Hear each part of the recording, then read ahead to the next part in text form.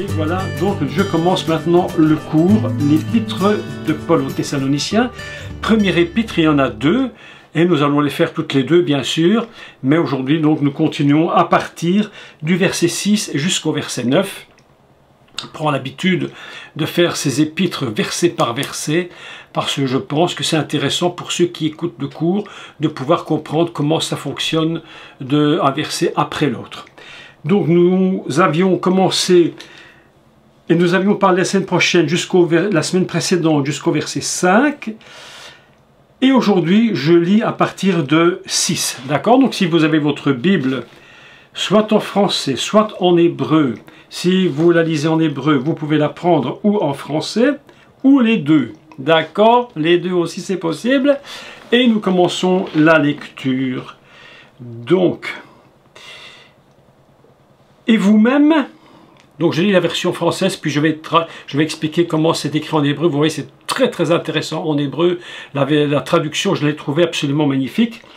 Et vous-même, vous avez été mes imitateurs et ceux du Seigneur en recevant la parole au milieu du Saint-Esprit, en sorte que vous êtes devenus un modèle pour tous les croyants de la Macédoine et de l'Achaïe. Non seulement, en effet, la parole du Seigneur a retenti de chez vous dans la Macédoine et dans l'Achaïe, mais encore, votre foi en Dieu s'est fait connaître en tout lieu, de telle manière que nous n'avons pas besoin d'en parler. Car on raconte à notre sujet quel accès nous avons eu auprès de vous et comment vous vous êtes convertis à Dieu en abandonnant les idoles pour servir le Dieu vivant et vrai. Je vais arrêter là et puis dans les prochains cours nous parlerons donc de la suite. Les premiers textes que j'ai relus, j'ai pris deux versions hébraïques, deux traductions hébraïques du texte parce que comme ce sont des traductions, elles peuvent être un peu différentes. Donc en lisant les deux traductions, évidemment j'ai eu des idées un peu différentes. Évidemment l'idée fondamentalement est la même, mais parfois les mots utilisés sont très très intéressants d'une version et parfois d'une autre version. Parfois les deux aussi sont intéressantes. Donc j'ai fait une compilation des deux traductions et c'est aujourd'hui ce que j'aimerais vous expliquer. Le texte nous dit en français donc « Et vous-même, vous avez été mes imitateurs ». En fait, dans la version hébraïque, on dit que Alartem, on parle de Alartem Beik Voteinu. Alors, qu'est-ce que ça veut dire? Alartem Beik Voteinu, ça veut dire, si je traduis littéralement, vous marchez. En français, on a dit en imitant, mais ici, le terme, c'est vous marchez dans les traces de, dans les pas de. Et ce qui est intéressant dans ce mot, dans le mot imitation, si vous voulez, c'est que le mot hébreu, il est construit sur un mot que vous connaissez. Et qu'on va donc traduire Beik Voteinu, qui est construit sur la racine d'un mot qui est le mot qui est donc Akev, qui veut dire le talon, et qui construit le mot Yaakov, Jacob. Voilà quelque chose de très surprenant dans la traduction. Alors je me suis dit, mais vraiment c'est incroyable cette traduction. Alors j'ai choisi les deux versions hébraïques, les deux traductions, et ils disent tous les deux exactement la même chose. Donc on a une idée absolument formidable, c'est que l'idée de « vous êtes mes imitateurs », en réalité, je trouve que la traduction aurait été tellement plus forte si on avait traduit « vous marchez dans mes pas comme dans les pas du Seigneur ». Donc, Akev, le talon, peut être traduit par « pas » ou par « dans les traces ». Ainsi, on a une idée formidable, c'est que imiter, ce que Paul appelle imiter, vous êtes mes imitateurs, ça veut dire qu'il y a une démarche, une volonté volonté de ne pas rester statique. Ce n'est pas simplement dire j'imite Paul dans ce qu'il fait, et déjà là, Paul, évidemment, il a, j'allais dire, ce courage, ou, comment le dire, cette force, cette détermination réellement de savoir qui il est. Il dit, comme moi je marche, eh bien vous-même, vous marchez dans mes traces, vous marchez dans mes pas. Voilà quelque chose d'absolument fabuleux. Quand on sait qui était l'apôtre Paul et ce qu'il est devenu, il était totalement conscient de qui il était maintenant. Et il dit bien, de même que moi je marche dans les traces de mon Seigneur, du Messie, vous-même, vous marchez dans mes traces comme dans celles du Seigneur. Autrement dit, l'exemple de cet homme est absolument fabuleux. Ça nous apprend une première leçon, mes amis, c'est que si nous voulons que des gens marchent comme nous marchons, il faut que nous soyons des modèles. Comment voulez-vous que des gens puissent envie d'être comme nous si nous sommes exactement comme eux? C'est absolument impossible. Il faudra donc que pour que ces gens puissent marcher dans nos pas, il faut que nous soyons un modèle. Ce que Paul dit est absolument formidable, donc on pourrait ainsi le traduire, et vous-même, vous avez marché dans nos pas et dans les pas du Seigneur. Vous imaginez ce que Paul est en train de dire? C'est-à-dire que ce qu'il est lui est véritablement une image du Messie. Mes amis, c'est une grande leçon pour nous que nous apprenons ici. Comment les gens nous voient-ils? Comment les gens te regardent-ils? Est-ce qu'ils voient en toi un modèle? Et c'est très important que s'ils voient en toi un modèle, que tu gardes ce modèle. Parce que si aujourd'hui tu as un modèle et que demain tu fais n'importe quoi, les gens qui avaient une référence vont se dire, mais il disait que, elle disait qu'il était. Il aurait été, ils ne sont plus ou ils ne sont pas ce qu'ils disent. Donc le fait est très important et cette traduction est absolument magnifique lorsqu'il dit marcher dans les pas d'eux. C'est-à-dire il faut vraiment être dans la précision, dans ce qu'est le Seigneur. Nous allons être dans la précision, ce qu'il est. Il faut que je le sois. Et comment cela est-il possible? Eh bien, pour ce faire, il faut que nous connaissions qui est le Messie. C'est pourquoi nous revenons toujours sur cette même base. C'est la parole de Yeshua quand il dit « Celui qui me voit a vu le Père ». Autrement dit, il est le modèle. Et ce modèle, c'est celui dans lequel nous devons absolument de plus en plus connaître. Je suis surpris souvent dans les églises ou lorsque nous parlons avec des personnes, comment elles connaissent si peu qui est le Seigneur. Alors que Philippe demandait à Yeshua, mais il demandait, mais en fait, mais qui es-tu? Parce qu'il avait, Jean-Baptiste lui-même se posait des questions, il vient voir, et il dit, mais est-ce que tu es vraiment celui qu'on attendait? Et Jésus lui dit, mais ce qui est important, l'œuvre de Dieu, c'est pas que vous fassiez, mais c'est que vous connaissiez qui est le Seigneur. L'apôtre Paul a construit sa vie sur la connaissance du Messie, mes amis.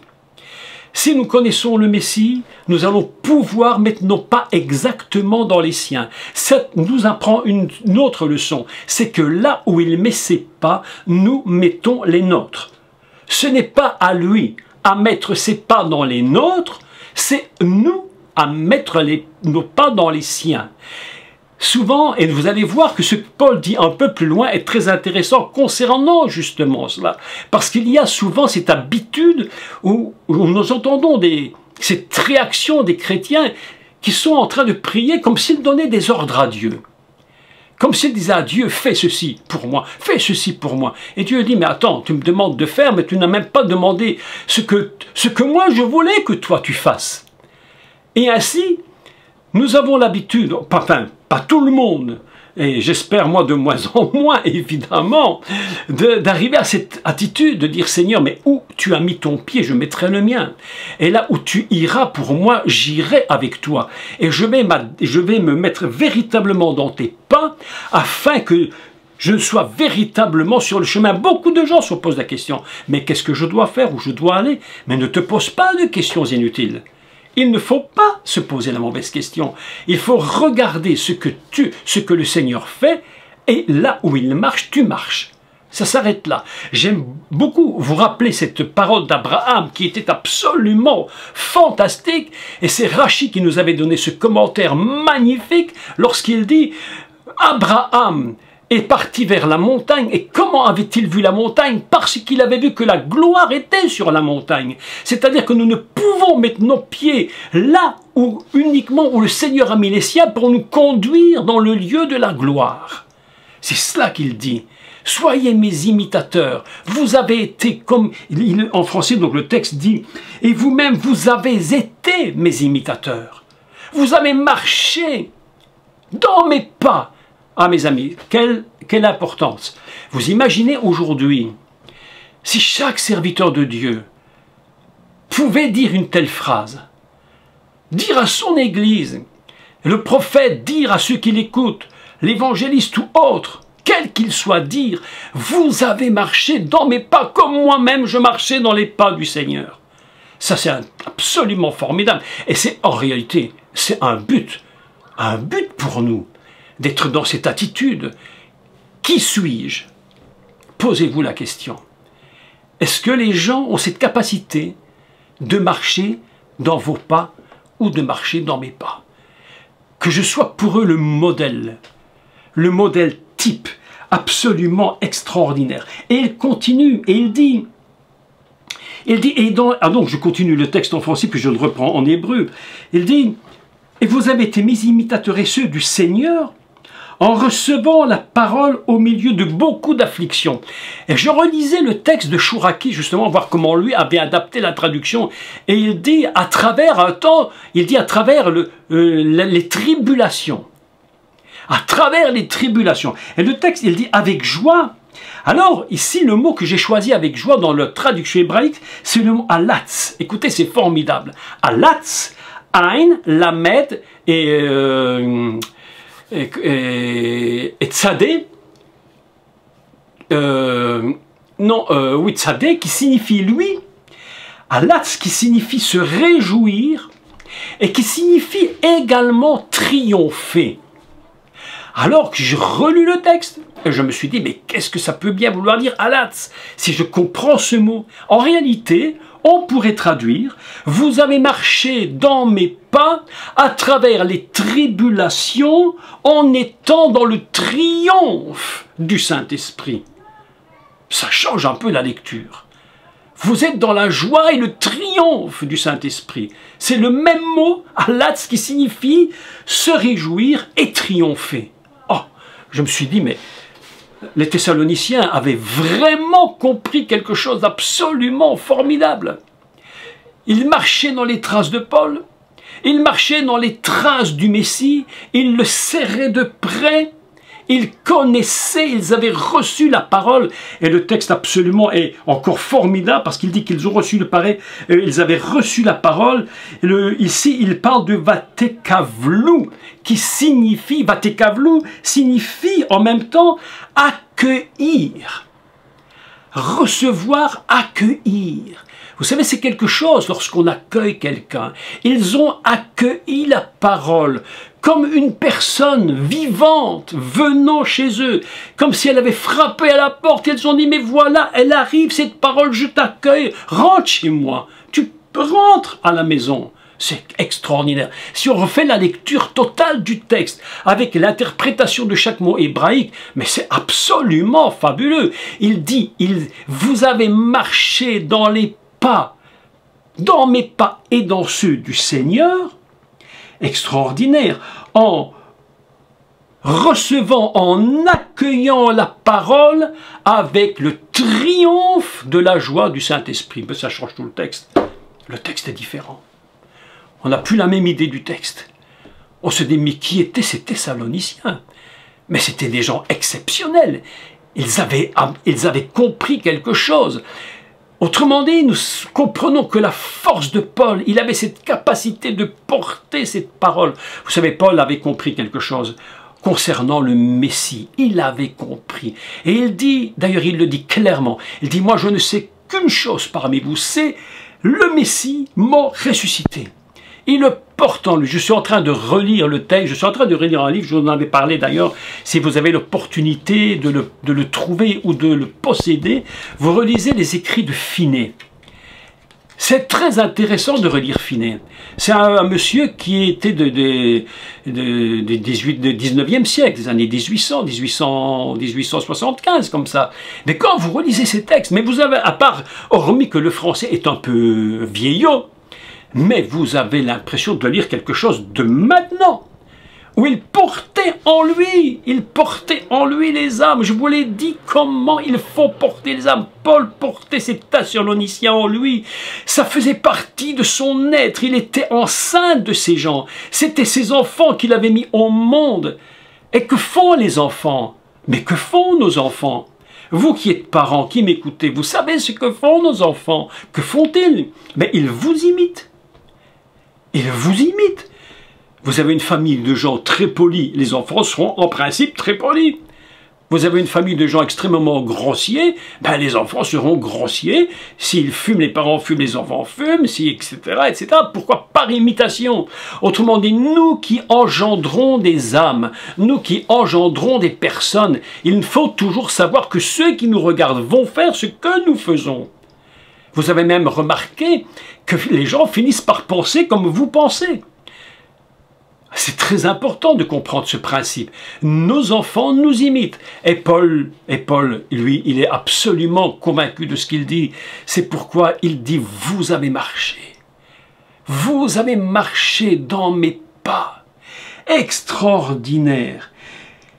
Et dans ceux du Seigneur, en accueillant cette parole, avec le triomphe et la joie du Saint-Esprit. Mais quel texte, mes amis!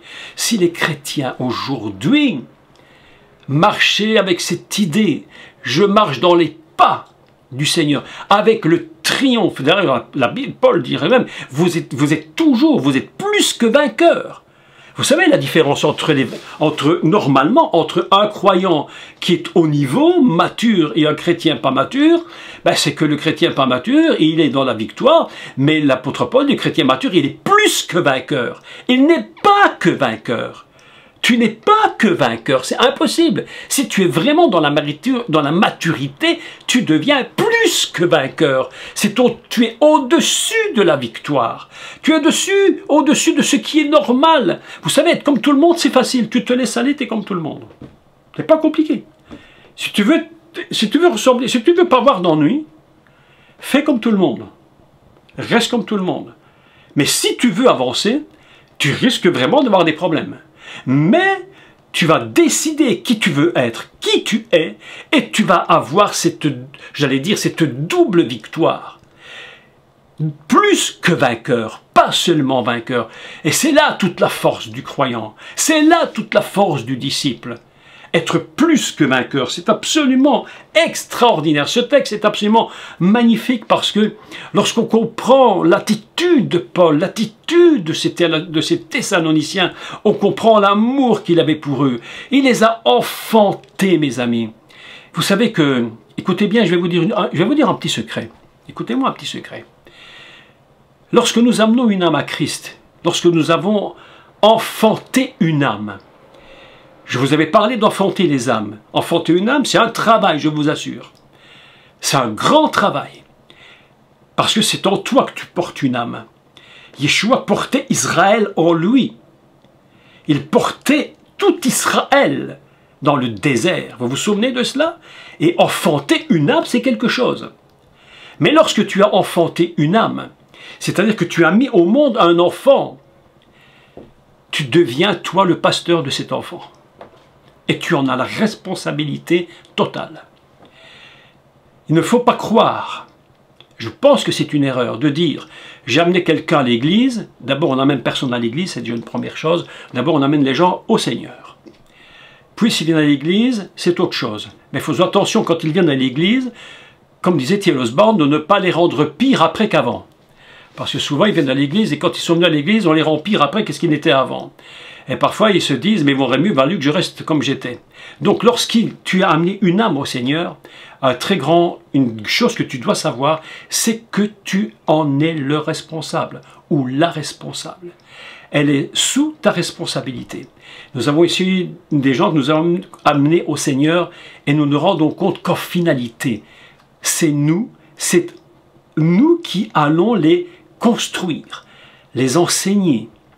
Lorsqu'ils ont des problèmes, vers qui vont les enfants? Vers les parents, s'ils sont dignes. Mais bien entendu, c'est-à-dire que si tu as amené une âme au Seigneur, ne t'en décharge pas. Tu n'as pas le droit de te décharger d'une âme que tu as amenée au Seigneur. Tu dois la garder et tu dois prendre soin d'elle jusqu'à ce qu'elle devienne elle-même complètement mature et qu'elle-même soit capable d'enfanter des âmes. Et ce n'est pas en disant, bon, je l'ai amené, je l'amène à l'église, maintenant c'est le boulot du pasteur, et puis s'il le fait, tant mieux, puis s'il ne le fait pas, tant pis. En général, il y en a beaucoup qui viennent et puis qui ne viennent plus, parce que tout le contexte fait qu'ils n'ont plus envie de venir.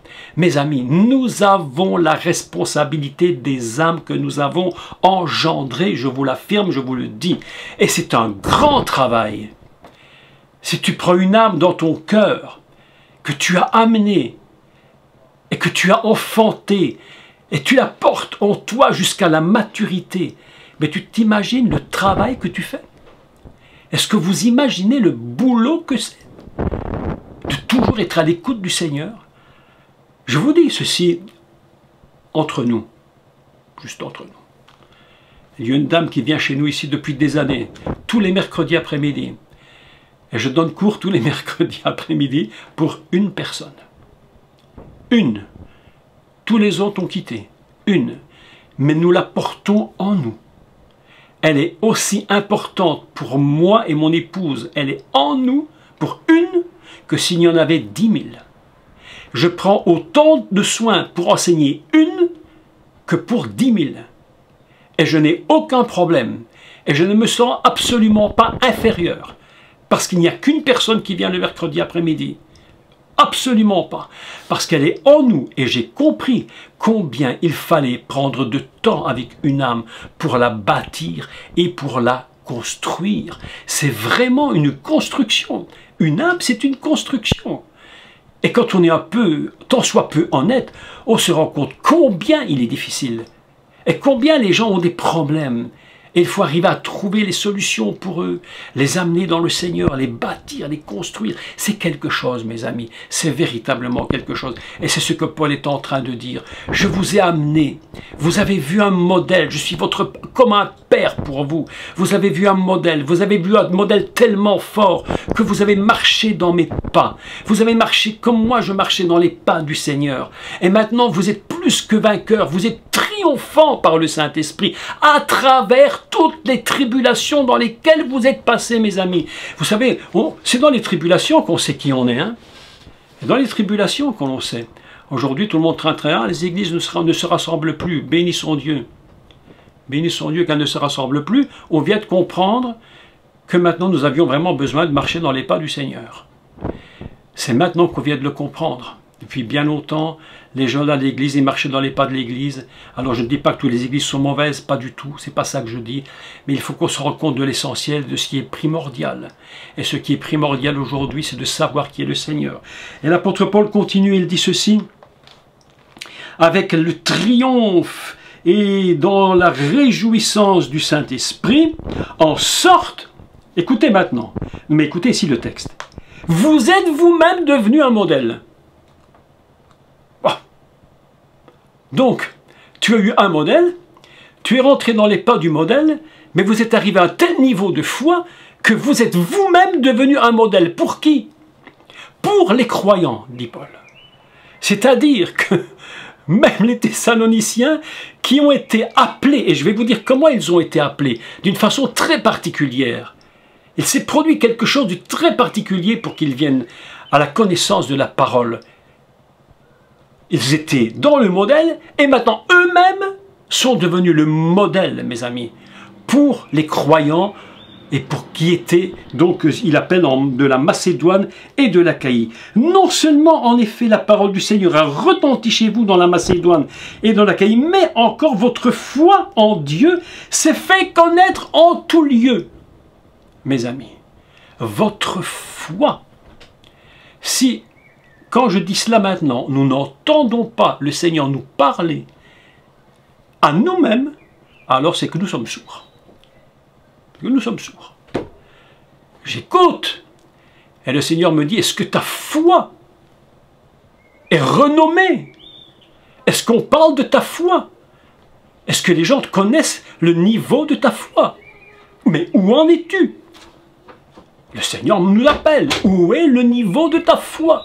Les Macédoniens avaient atteint un niveau tellement exceptionnel que leur foi était devenue le modèle pour les croyants. Ah, mes amis,